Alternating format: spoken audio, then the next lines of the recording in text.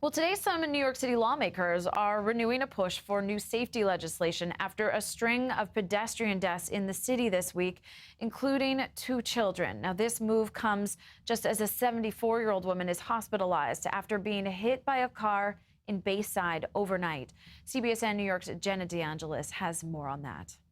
Natalie, fortunately, police say the woman in the incident here is expected to survive, but she was taken to the hospital with injuries to her arms, legs, and face. It's been a tragic week with 6 pedestrian deaths, and now a group is taking action, unveiling new legislation today focused on street safety. A car with its front window smashed, surrounded by investigators at the intersection of Bell Boulevard and 48th Avenue, an area blocked off after a 74-year-old woman was struck.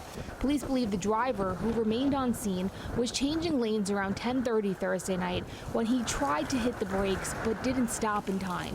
The woman was taken to the hospital but is expected to be okay. It's horrible. There's a lot of reckless driving around here.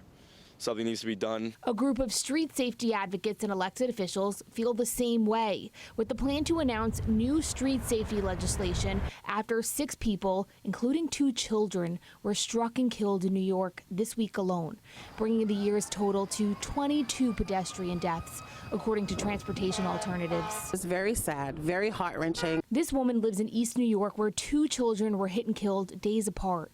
Surveillance video shows the moments leading up to a Jeep SUV running over a 7-year-old boy and his 39-year-old mother Thursday morning. The 2 had the green light and were struck in the crosswalk on Pennsylvania Avenue at Blake Avenue. Both mother and son were taken to Brookdale Hospital, but the boy didn't make it. It's just crazy because he a cool little dude. I just wish the family, you know what I mean, just the strength, you know what I mean, just give them the strength because that's real sad. 2 days prior and 2 miles away, 10-year-old Patience Albert was hit by a school bus and killed while on her way to school. The drivers in both deadly incidents face charges including failure to yield to a pedestrian and failure to exercise due care. Back here to the incident in Queens, where police say there's no apparent criminality. We'll learn more about the new street safety legislation at a news conference at noon. In Bayside, Queens, Jenna DeAngelis, CBSN, New York.